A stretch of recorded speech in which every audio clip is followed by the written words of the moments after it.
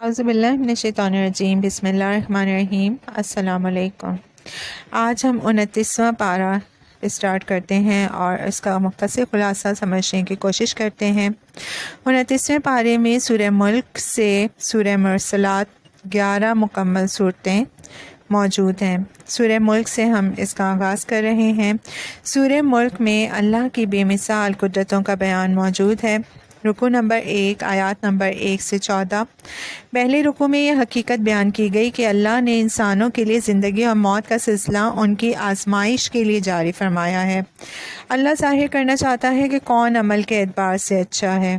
جنہوں نے دنیا کی زندگی میں اچھے اعمال کیے وہ آخرت کی ابدی زندگی میں جنت کی نعمتوں سے سرفراز ہوں گے۔ اس کے برعکس جنہوں نے دنیا کی زندگی میں اللہ کے احکامات کا پاس نہ کیا وہ جہنم کے ابدی عذاب سے دوچار ہوں گے۔ وہ جہنم میں بڑی حسرت سے کہیں گے کہ کاش ہم نے سنا ہوتا یا غور کیا ہوتا تو ہم شامل نہ ہوتے جہنمیوں میں۔ افسوس اس روز یہ ندامت انہیں کوئی فائدہ نہ دے گی۔ رکوع نمبر 2، آیات نمبر 15 سے 30۔ دوسرے رکوع میں آگاہ کیا گیا کہ انسان دو طرح کے ہو سکتے ہیں۔ ایک انسان وہ ہے جس کا کوئی واضح مقصد زندگی ہی نہیں، وہ صرف پیٹ بھرنے، نسل بڑھانے اور سر چھپانے کے لیے محنت کر رہا ہے، تو وہ انسان کی صورت میں حیوان ہے۔ وہ زندگی نہیں گزارا بلکہ زندگی اسے گزار رہی ہے۔ اصل زندگی اس کی ہے جس کا حیوانی تقاضوں سے اوپر کوئی اعلیٰ مقصد زندگی ہو، کوئی اعلیٰ کام دنیا میں کرنا چاہتا ہو۔ اعلیٰ ترین کام دنیا میں وہ ہے جو اللہ کے رسول صلی اللہ علیہ وسلم نے کیا۔ دعوت دین کے ذریعے انسانیت کو جہنم کی آگ سے بچانے کی کوشش اور اقامت دین کی جدوجہد کے ذریعے سے انسانیت کو ظالمانہ اور جابرانہ نظام سے نجات دلانے کی محنت۔ اللہ ہمیں بھی دعوت دین اور اقامت دین کے لیے مال و جان لگانے کی توفیق عطا فرمائے، آمین۔ اب سورہ قلم کا آغاز ہوتا ہے جس میں نبی پاک صلی اللہ علیہ وسلم کی عظمت اور مخالفین کی ذلت کا بیان موجود ہے۔ رکوع نمبر 1، آیات نمبر 1 سے 33۔ پہلے رکوع میں نبی اکرم صلی اللہ علیہ وسلم کی دلجوئی کی گئی کہ آپ صلی اللہ علیہ وسلم ہرگز مجنون یا دیوانے نہیں ہیں۔ آپ صلی اللہ علیہ وسلم تو اخلاق حسنہ کے اعلیٰ ترین مرتبہ پر فائز ہیں۔ کیا اتنے اعلیٰ اخلاق کی حامل ہستی مجنون ہو سکتی ہے؟ اس کے برعکس اس رکوع میں آپ صلی اللہ علیہ وسلم کے مخالفین کے گھٹیا کردار کو نمایاں کیا گیا۔ واضح کیا گیا کہ ہم ان مخالفین کو اسی طرح آزما رہے ہیں جیسے باغ والوں کو آزمایا گیا۔ باغ والوں نے طے کیا تھا کہ ہم باغ کے پھل میں سے کسی مسکین کو کچھ نہ دیں گے۔ اللہ نے راتوں رات ان کے باغ کو اجاڑ دیا۔ باغ کا اجڑنا اللہ کا عذاب تھا۔ باغ والوں کو اپنی غلطی کا احساس ہوا اور اللہ سے معافی مانگنے لگے۔ مخالفین حق کو چاہیے کہ وہ اس واقعے سے عبرت حاصل کریں اور دنیا میں عذاب آنے سے پہلے ہی اللہ کی طرف رجوع کر لیں، ورنہ دنیا میں بھی عذاب کا مزہ چکھیں گے اور آخرت کا عذاب تو زیادہ سخت ہوگا۔ رکوع نمبر 2، آیات نمبر 34 سے 52 تک۔ دوسرے رکوع میں اس تصور کی نفی کی گئی کہ تمام انسان خواہ اللہ کے فرما بردار ہوں یا نافرمان بخش دیے جائیں گے۔ نعمتوں والی جنت صرف فرما برداروں کے لیے ہے اور مجرموں نے اگر توبہ نہ کی تو اپنی جرائم کی سزا پا کر رہیں گے۔ روز قیامت اللہ کی خاص تجلی کا ظہور ہوگا۔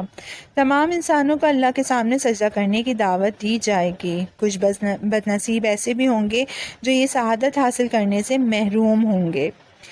شرم کے مارے ان کی نگاہیں جھکی ہوں گی اور چہروں پر ذلت چھا رہی ہوگی۔ ان کا جرم یہ تھا کہ انہیں دنیا میں جب نماز کی طرف بلایا جاتا تھا تو وہ صحیح سالم ہونے کے باوجود نماز ادا نہیں کرتے تھے۔ اللہ ہمیں اس محرومی اور رسوائی سے محفوظ فرمائے، آمین۔ اب آغاز ہوتا ہے سورہ حاقہ کا اور اس میں جو ہے آخرت کا ذکر مؤثر اسلوب میں بیان کیا گیا ہے۔ رکوع نمبر 1، آیات نمبر 1 سے 37 تک۔ پہلے رکوع میں آگاہ کیا گیا کہ قیامت کا واقع ہونا ایک برحق حقیقت ہے۔ قوم عاد، قوم سمود، آل فرعون، قوم لوط اور قوم نوح نے اس حقیقت کو جھٹلایا اور شدید عذاب کا مزہ چکھا۔ روز قیامت نیک لوگوں کو نامہ اعمال دائیں ہاتھ میں دیا جائے گا اور وہ خوشی خوشی اپنا نامہ اعمال دوسروں کو دکھائیں گے۔ اب وہ جنت میں بڑے اطمینان کے ساتھ راحتوں سے بھرپور زندگی بسر کریں گے۔ مجرموں کو ان کا نامہ اعمال بائیں ہاتھ میں دیا جائے گا، وہ نالہ و فریاد کریں گے کہ کاش ہمارا نامہ اعمال ہمارے سامنے نہ آتا، ہمارا دنیا کا مال و اسباب ہمارے کچھ کام نہ آیا۔ حکم دیا جائے گا کہ ان کو جہنم میں ڈال دیا جائے اور زنجیروں میں جکڑ دیا جائے، اب کوئی ان کا دوست یا حمایتی نہ ہوگا، ان کی غذا زخموں کا خون اور پیپ ہوگی۔ اللہ ہمیں اس انجام بد سے محفوظ فرمائے، آمین۔ رکو نمبر 2 آیات نمبر 38 سے 52 تک۔ دوسرے رکو میں واضح کیا گیا کہ قرآن اللہ کا کلام ہے، یہ کسی شاعر یا کاہن کا کلام نہیں۔ اگر معاذ اللہ حضرت محمد صلی اللہ علیہ وسلم اس قرآن کو خود سے بنا کر ہماری طرف منسوب کرتے تو ہم ان کی پکڑ کرتے اور کوئی انہیں ہماری پکڑ سے نہیں بچا سکتا۔ حضرت محمد صلی اللہ علیہ وسلم اللہ کے ایسے سچے نبی ہیں جن کی سچائی کی تصدیق دشمن بھی الصادق کہہ کر کرتے رہتے تھے۔ ایسی عظیم ہستی ہرگز کسی خود ساختہ کلام کو اللہ کی طرف منسوب نہیں کر سکتی۔ یہ قرآن تو یقینی حق ہے، جو لوگ اس حق کو حق نہیں مان رہے عنقریب ذلت و رسوائی سے دوچار ہوں گے۔ نیکسٹ ہماری صورت ہے سورہ معارج۔ اس میں اچھے اور برے کردار کی وضاحت کی گئی ہے۔ رکو نمبر 1 آیات نمبر 1 سے 35 تک۔ پہلے رکو میں نبی اکرم صلی اللہ علیہ وسلم کو تلقین کی گئی کہ وہ صبر کریں، عنقریب ان کافروں پر ایسا عذاب آئے گا جو ٹالا نہ جا سکے گا۔ روز قیامت ایک مجرم خود کو بچانے کے لیے بطور فدیہ اپنے بیٹے، بیوی، بھائی بلکہ پورے کنبے کو پیش کرنا چاہے گا، لیکن خود کو دہکتی ہوئی آگ کے عذاب سے نہ بچا سکے گا۔ حقیقت یہ ہے کہ انسان بہت ہی کم ظرف ہے، تکلیف آئے تو واویلا کرتا ہے اور اگر نعمت مل جائے تو بخیل بن جاتا ہے اور دوسروں کو اس کے فیض سے محروم رکھنے کی کوشش کرتا ہے۔ ہاں، اللہ کے محبوب بندے ایسا نہیں کرتے، وہ لوگ ہیں جو باقاعدگی سے نماز ادا کرتے ہیں، محرومین کی مالی امداد کرتے ہیں، لیکن پھر بھی اللہ کے عذاب سے ڈرتے رہتے ہیں۔ یہ لوگ جنسی بے روی سے بچتے ہیں، عہد و امانت کی پاسداری کرتے ہیں اور نمازوں کی حفاظت کرتے ہیں۔ ایسے لوگوں کا جنت میں بھرپور اکرام کیا جائے گا۔ رکو نمبر 2 آیات نمبر 36 سے 44 تک۔ دوسرے رکو میں ان مشرکین کی مذمت کی گئی جو نبی اکرم صلی اللہ علیہ وسلم کو حرم میں نماز پڑھنے سے روکتے تھے۔ خبردار کیا گیا کہ عنقریب وہ اپنے جرائم کی سزا پائیں گے۔ روز قیامت قبروں سے نکل کر میدان حشر کی طرف دوڑ لگائیں گے، ان کی نگاہیں شرم کے مارے جھکی ہوں گی اور چہروں پر سیاہی چھائی ہوگی۔ یہی وہ دن ہے جس روز انہیں جرائم کی سزا دینے کا وعدہ کیا گیا ہے۔ اب شروع ہوتی ہے سورہ نوح۔ سورہ نوح میں حضرت نوح علیہ السلام کی دعوت اور فریاد ہے۔ پہلے رکوع میں حضرت نوح علیہ السلام کی دعوت اور قوم کے رد عمل کا ذکر ہے۔ حضرت نوح علیہ السلام نے اللہ کی بارگاہ میں عرض کیا کہ میں نے اپنی قوم کو دن رات دعوت دی، تنہائی میں سمجھایا اور علی الاعلان بھی پکارا۔ انہیں دعوت دی کہ اللہ کی عبادت کریں اور میری اطاعت کریں، اللہ سے بخشش مانگیں، وہ گناہوں کو معاف فرما دے گا اور دنیا میں بھی مال، اولاد اور سرسبز و شاداب باغات عطا کرے گا۔ قوم نے میری بات سن کر کانوں میں انگلیاں ٹھونس لیں، منہ پھیر کر چل دینے کی روش اختیار کی اور بڑے تکبر کے ساتھ میری دعوت کو ٹھکرا دیا۔ رکو نمبر 2 آیات نمبر 21 سے 28 تک۔ دوسرے رکو میں حضرت نوح علیہ السلام کی قوم کے خلاف بد دعا مذکور ہے۔ انہوں نے اللہ سے فریاد کی کہ قوم نے میری بات ماننے کے بجائے سرکش سرداروں کی پیروی کی۔ ان سرداروں نے میرے خلاف بڑی بڑی سازشیں کی۔ اے اللہ، اب ان کے لیے گمراہی کے سوا کسی چیز کا اضافہ نہ کرنا۔ زمین پر کافروں کا بستا ہوا ایک گھر بھی باقی نہ رہنے دے۔ ان کی آئندہ نسلوں سے بھی مجھے کسی خیر کی توقع نہیں۔ ان کے لیے تباہی و بربادی کے سوا کسی چیز کا اضافہ نہ فرما۔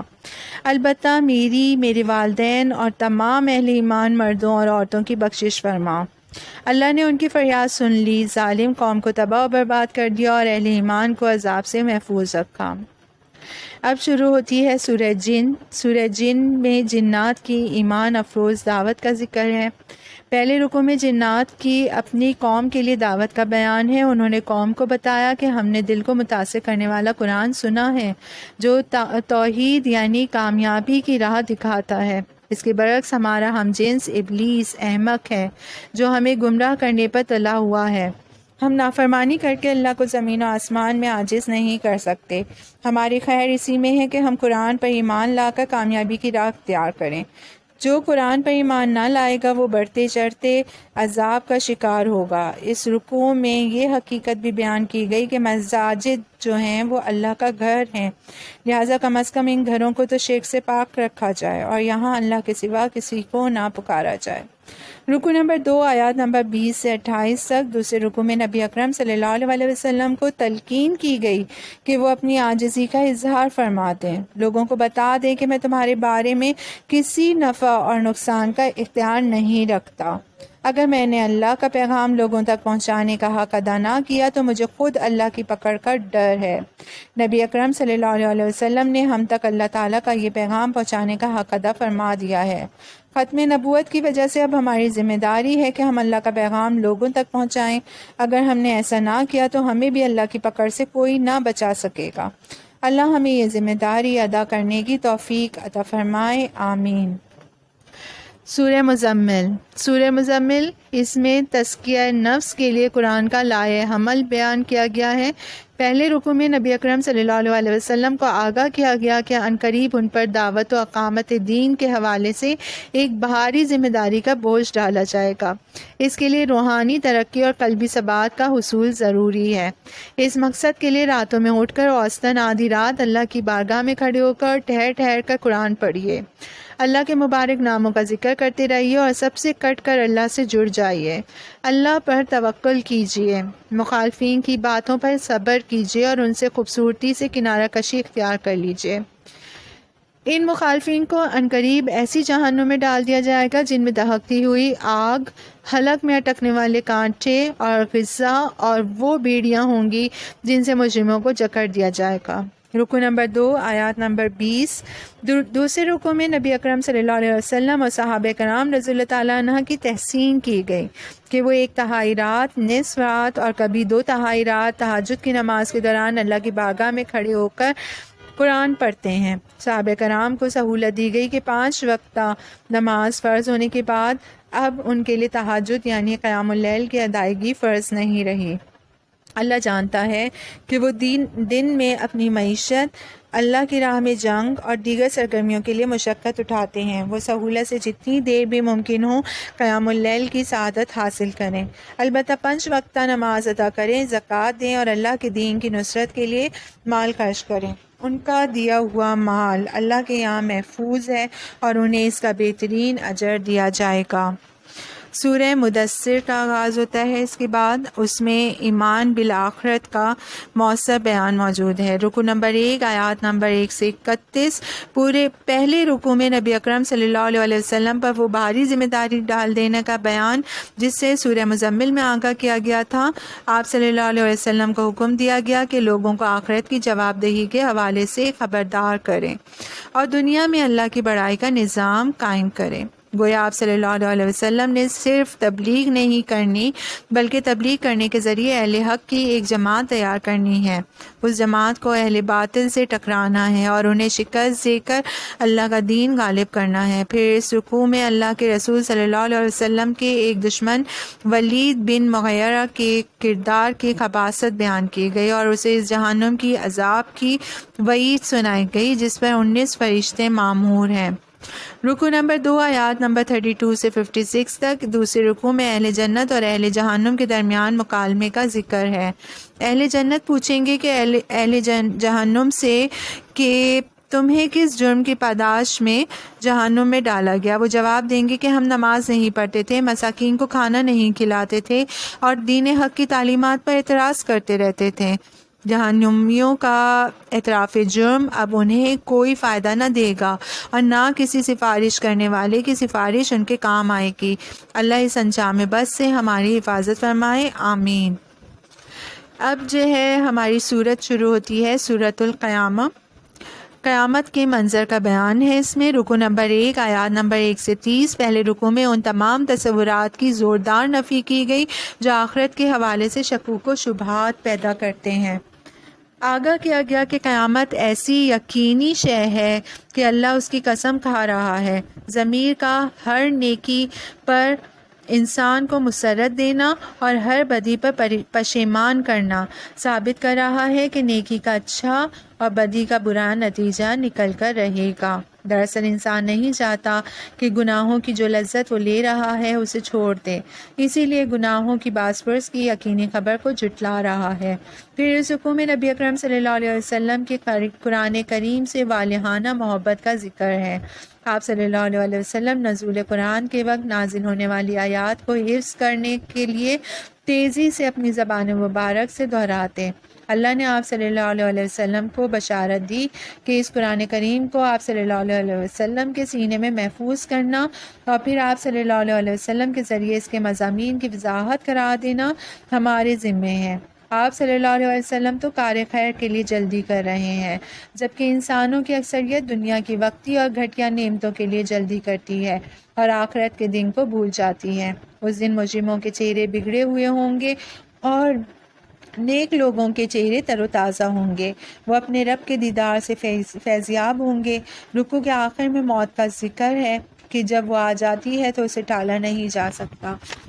موت کی سختی کے باعث پنڈلی سے لپٹ جاتی ہے اور انسان خالق حقیقی سے جا ملتا ہے۔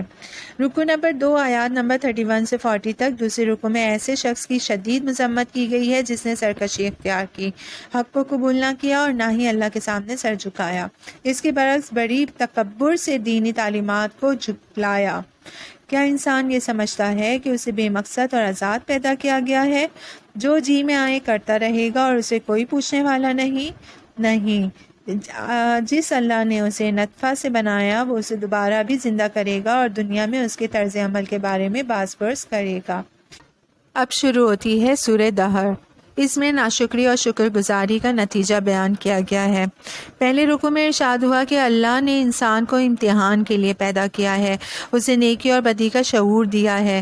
اب اسے اختیار ہے کہ نیکی کی راہ پر چل کر اللہ کا شکر گزار بندہ بنے یا بدی کی راہ پر چل کر ناشکری کرے۔ بدی کی راہ پر چلنے والوں کا برا انجام ہوگا، نیکی کی راہ پر چلنے والوں کے لیے جنت کی نعمتیں ہیں۔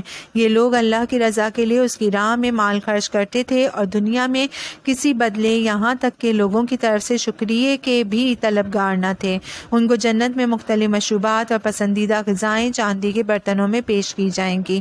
ان کی خدمت کے لیے موتیوں کی طرح خوبصورت لڑکے حاضر ہوں گے، انہیں ریشمی لباس سے مزین کیا جائے گا۔ اللہ انہیں پاکیزہ شراب کی جام پلائے گا اور فرمائے گا کہ یہ تمہاری نیکیوں کا جزا ہے۔ رکوع نمبر 2 آیات نمبر 23 سے 31 تک۔ دوسرے رکوع میں فرمایا کہ کافر دنیا کی وقتی اور کمتر لذتوں کو ترجیح دے رہے ہیں اور آخرت کے مشکل دن سے غافل ہیں۔ دانش مندی یہی ہے کہ ان نیکیوں کے ذریعے اس دن کی تیاری کی جائے، نیکیوں کے لیے اللہ سے توفیق مانگی جائے، کیونکہ اللہ کی توفیق کے بغیر انسان نیکی کی راہ پر نہیں چل سکتا۔ اسی لیے نبی اکرم صلی اللہ علیہ وسلم فرض نماز کے بعد اللہ سے دعا کیا کرتے تھے کہ اے اللہ میری مدد فرما اپنے ذکر، اپنے شکر اور اپنی اچھی عبادت کے لیے۔ اس پارے کی آخری صورت ہے سورۃ المرسلات۔ اس میں ذکر آخرت جلالی اسلوب میں بیان کیا گیا ہے۔ رکوع نمبر 1 آیات نمبر 1 سے 40 تک۔ پہلے رکوع میں بڑے جلالی اسلوب میں ایسے لوگوں کو تباہی و بربادی کی وعید سنائی گئی جو قیامت کے دن کو جھٹلاتے ہیں۔ اللہ نے انہیں ماضی کی تباہ ہونے والی قوموں کے انجام سے سبق حاصل کرنے کی تلقین کی۔ انہیں غور کرنے کی دعوت دی گئی کہ اللہ نے کیسے انہیں نطفہ سے تخلیق کیا، زمین کو کس طرح سے کشادہ کیا، اس پر پہاڑ جما دیا اور ان کی ضروریات کی تکمیل کے لیے پانی بہا دیا۔ کیا ایسی قدرت رکھنے والا خالق انسانوں کو دوبارہ پیدا نہیں کر سکتا؟ حقیقت یہ ہے کہ آخرت یعنی فیصلے کا دن آ کر رہے گا اور ان مجرموں کو دوبارہ زندہ کیا جائے گا۔ اس دن وہ شرمندگی کے مارے کوئی بات نہ کر سکیں گے اور پھر جہنم کی دہکتی ہوئی آگ میں پھینک دیے جائیں گے۔ رکوع نمبر 2 آیات نمبر 41 سے 50 تک۔ دوسرے رکوع میں متقین کو جنت کی ٹھنڈی چھاؤں، ذائقہ مشروبات اور لذیذ میوہ جات کی بشارت دی گئی۔ جنت میں ان سے کہا جائے گا کہ اپنے اعمال کے انعام کے طور پر بے فکر ہو کر جو چاہو کھاؤ اور پیو۔ اس کے برعکس مجرموں سے کہا گیا کہ دنیا میں جو مزے کرنے ہیں کر لو، آخرت میں تمہارا ٹھکانہ دائمی جہنم ہے۔ ان کا جرم یہ ہے کہ وہ قرآن جیسے عظیم کلام کو سن کر بھی ایمان نہیں لا رہے اور اللہ کے احکامات کے سامنے سر جھکانے کو تیار نہیں ہیں۔ یہاں پارہ نمبر 29 کا اختتام ہوتا ہے۔ آئی ہوپ آپ لوگوں کو اب تک کے تمام پارے جو ہے سمجھ آ رہے ہوں گے۔ ان کے مختصر خلاصے جو ہے میں بیان کر رہی ہوں، اور اس یقین کے ساتھ کہ آپ لوگوں کو ضرور سمجھ آ رہا ہوگا۔ نیکسٹ ہماری ویڈیو میں آخری پارہ ہوگا 30واں پارہ، اور ہم انشاءاللہ تعالی اس کو بھی سمجھنے کی کوشش کریں گے۔ اللہ ہم سب کو نیک اعمال کرنے کی توفیق عطا فرمائے، اور ہم سب کی تمام جائز دعاؤں کو قبول فرمائے۔ آمین ثم آمین۔ شکریہ۔